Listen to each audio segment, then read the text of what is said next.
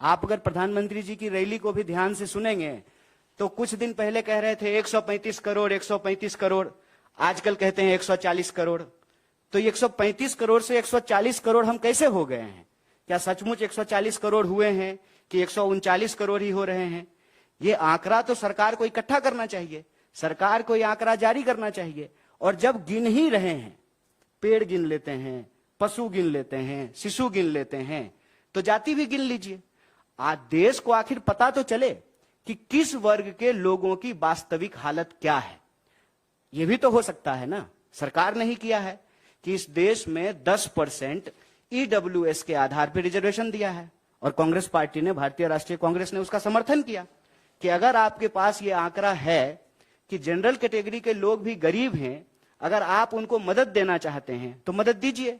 सरकार यह भी डेटा इकट्ठा करती है कि गरीबी रेखा से नीचे कितने लोग रह रहे हैं, इसके आधार पे आप बीपीएल कार्ड जारी करते हैं, इसके आधार पे आप उनको खाद्यान्न सुरक्षा देते हैं, इसके आधार पे आप प्रधानमंत्री आवास योजना के तहत उनको घर बना करके देते हैं। तो किसी भी सरकार के लिए आंकड़ा का होना जरूरी है। प्रश्न ये है कि आंकड़ा क्यों छुपाया जा रहा है? और आप सबने देखा कि किस चालाकी से यह काम की जाती है। राहुल जी ने चोर को चोर कहा। अब बताइए, चौ को चौ नहीं कहेंगे तो 100 कहेंगे? चोर को चोर ही तो कहा था। तो इन्होंने कह दिया कि ओबीसी का अपमान कर रहे हैं। प्रधानमंत्री अपनी रैलियों में जाकर के कहते हैं कि मैं ओबीसी से आता हूं। अरे तो आप ओबीसी से आते हैं तो बहुत खुशी की बात है, बहुत अच्छी बात है कि ओबीसी देश का प्रधानमंत्री बना है। यह इस बात को सुनिश्चित करेगा कि अब सरकारी विभाग में कोई भी पोस्ट जो है वो खाली नहीं होगा। जितना विभाग में रिक्तियां हैं, सारी रिक्तियां भर दी जाएगी। लेकिन रिक्तियां भरने से पहले यह जानकारी तो हो कि इस देश में लोगों की वास्तविक हालत क्या है, उनकी सामाजिक स्थिति क्या है, उनकी आर्थिक स्थिति क्या है, उनकी जातीय स्थिति क्या है। जात के आधार पर राजनीति करेंगे, जात के आधार पर वोट लेंगे, जात के आधार पर विपक्ष को घेरने का प्रयास करेंगे, लेकिन जाति की संख्या क्या है यह बताने की बात नहीं कर रहे हैं। और हम गिनने की ही बात कर रहे हैं ना। गिनने में क्या तकलीफ है? कहते हैं कि किसी भी राज्य का निर्माण कैसे होता है? 3 चीजों से होता है, संख्या, जमीन और संप्रभुता।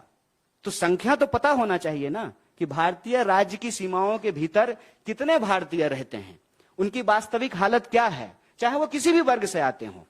आज तो कोई भी ये नहीं कह सकता है ना कि रिजर्वेशन नहीं मिल रहा है। आज तो सबको रिजर्वेशन मिल रहा है। आज तो जनरल कैटेगरी को भी रिजर्वेशन मिल रहा है, ओबीसी को भी मिल रहा है, एससी को भी मिल रहा है और एसटी को भी मिल रहा है। और ये रिजर्वेशन तो बीजेपी नहीं दिया है।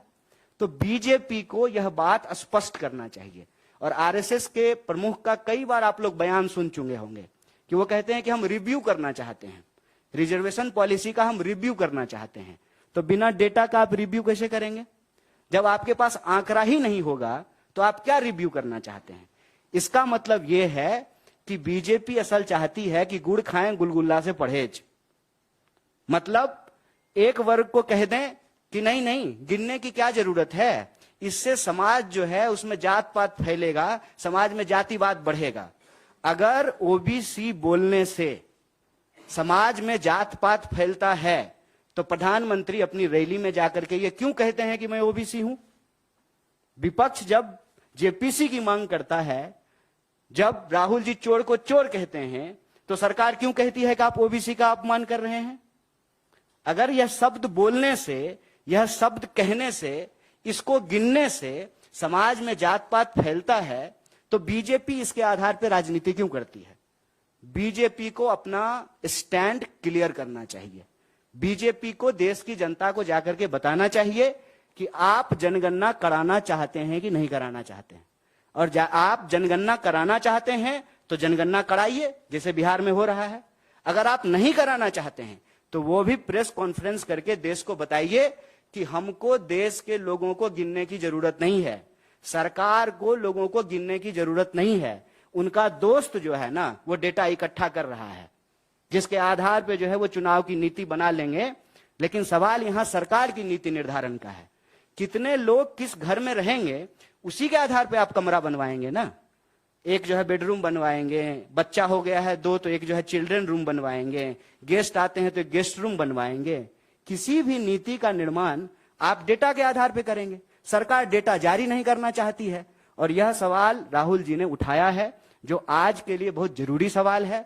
और अगर आपको प्रेम है, जो आप दावा करते हैं और अपनी रैलियों में जाकर के बताते हैं, तो देश को बताइए कि देश में जाति के आधार पर लोगों की वास्तविक स्थिति क्या है। लोगों को बताइए कि आर्थिक आधार पर लोगों की स्थिति क्या है, सामाजिक आधार पर लोगों की स्थिति क्या है। इसका डेटा इकट्ठा कीजिए, जनगणना करवाइए, उस डेटा को जारी कीजिए, तब जाकर के पता चलेगा ना कि दुनिया में डंका बज रहा है जिस देश का, उस देश की असली हालत क्या है।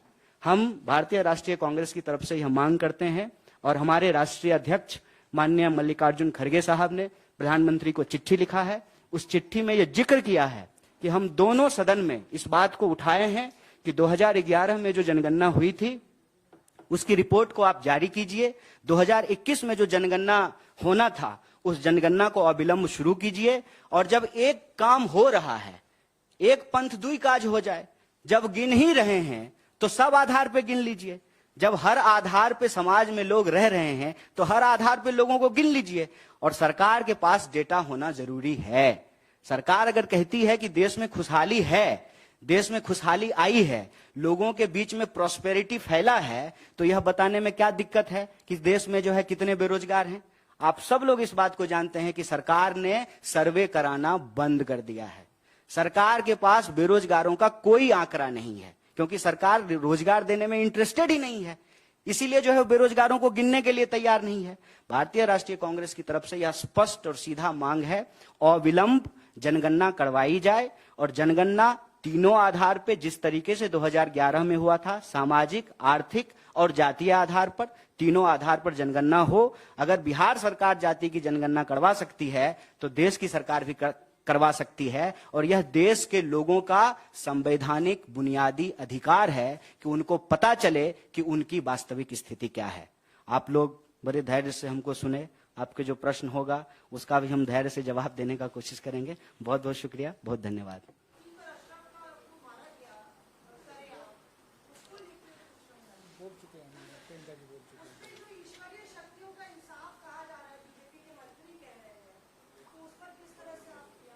देखिए, मुझे नहीं लगता है क्या कि आप जो है गलत व्यक्ति से सही सवाल पूछ रहे हैं। अब गलत व्यक्ति हम इसलिए कह रहे हैं कि ये सवाल बेसिकली आपको जय शाह के पिताजी से पूछना चाहिए। सिंपल एक लाइन में पूछना चाहिए कि आप देश के गृह मंत्री हैं, मामला लॉ एंड ऑर्डर का है। अगर उमेश पाल की हत्या पुलिस की मौजूदगी में हुई या अतीक की हत्या पुलिस की मौजूदगी में हुई तो सवाल तो पुलिस पे भी है ना, पुलिस पे ही है। और देश के गृह मंत्री को, प्रधानमंत्री को, उत्तर प्रदेश के मुख्यमंत्री से सवाल पूछा जाना चाहिए। और गृह मंत्री से तो खास करके यह सवाल पूछा जाना चाहिए कि आपको तरीपार कर दिया गया था, कानून का राज था, आपकी तरीपारी समाप्त हो गई, आप चुनाव लड़े, आप जीते, देश के गृह मंत्री बने और आधुनिक चाणक्य मिला देश को, तो यह कानून के राज से ही संभव हुआ ना। मुझे लगता है कि सही व्यक्ति से सही सवाल, जब मौका मिले, जब प्रेस कॉन्फ्रेंस हो जाए।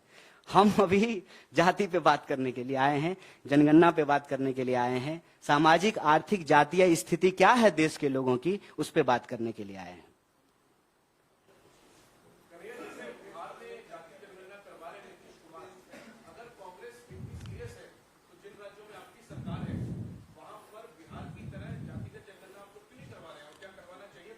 एकदम आप सवाल पूछते रहिए, हमारी सीरियसनेस बनी रहेगी। हर प्रेस कॉन्फ्रेंस में सवाल कीजिए। जैसे जब हम ओल्ड पेंशन स्कीम पे बोले थे ना, तो वैसे ही सवाल आ रहा था, तो तीनों राज्य में ओल्ड पेंशन स्कीम लागू हो गया। लगातार पूछिए। देखिए, मीडिया का काम है सत्ता पक्ष हो या विपक्ष, उसके ऊपर दबाव बना करके रखना। यह सवाल पूछते रहिए और जब हो जाएगा तो फिर से वाह वाह। अब ये तो मल्लिकार्जुन खड़गे साहब कहेंगे ना, लेकिन मैंने जो आपको कहा है वो आप भी समझ रहे हैं।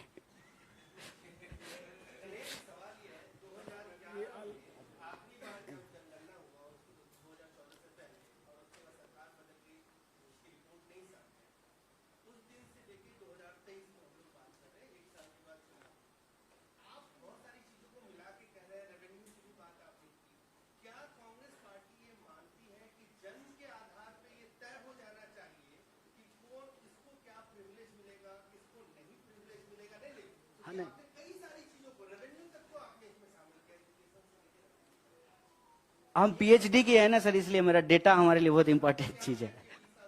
जी जी, पूछिए पूछिए पूछिए।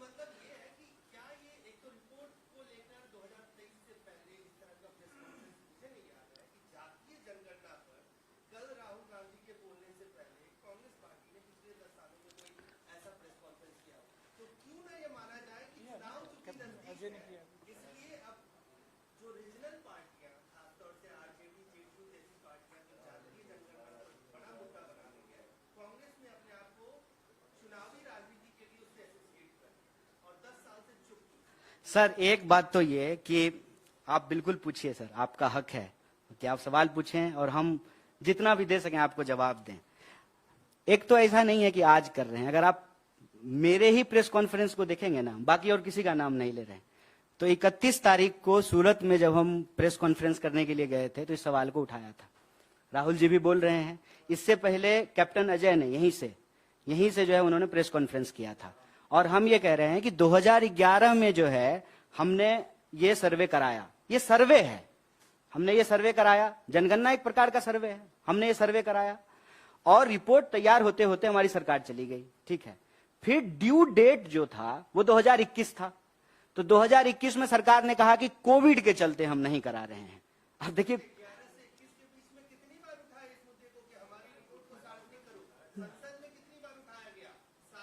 अच्छा आपको सर मैं चिट्ठी दे देता हूं खरगे जी का।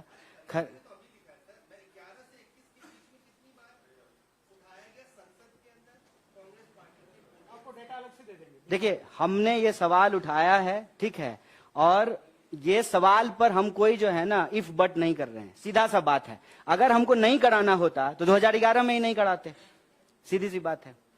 Next question, last question.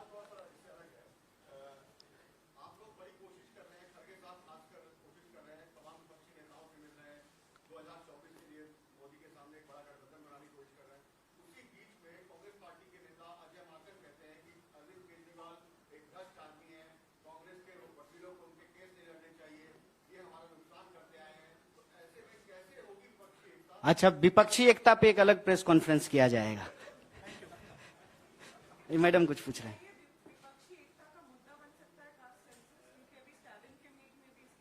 नहीं, सिर्फ विपक्षी एकता की बात नहीं है, ये देश की एकता की बात है। हम तो चाहते हैं कि भाजपा भी इसमें हमारे साथ आए और एक प्रेस कॉन्फ्रेंस करके जो है भाजपा के प्रवक्ता बताएं कि वो देश के लोगों को गिनना चाहते हैं कि नहीं गिनना चाहते हैं। हम विपक्ष सिर्फ कोई यूनाइट नहीं करना चाहते हैं। 140 करोड़ जैसा कि प्रधानमंत्री अपनी रैली में बोलते हैं, तो हम एग्जैक्टली जानना चाहते हैं कि हम 140 करोड़ हुए हैं कि नहीं हुए हैं। तो हम चाहते हैं कि देश की एकता बने, सिर्फ विपक्षी एकता क्यों, भाजपा भी इसमें शामिल हो और अपना स्टैंड जो है वो देश के सामने क्लियर करे कि वो जनगणना कराना चाहती है कि नहीं कराना चाहती है। अगर कराना चाहती है तो सामाजिक, आर्थिक और जातीय आधार पर लोगों को गिनेगी कि नहीं गिनेगी। एक लाइन में जब आप स्त्री गिन सकते हैं, पुरुष गिन सकते हैं, पशु गिन सकते हैं, शिशु गिन सकते हैं, तो ओबीसी क्यों नहीं गिन सकते हैं। Thank you.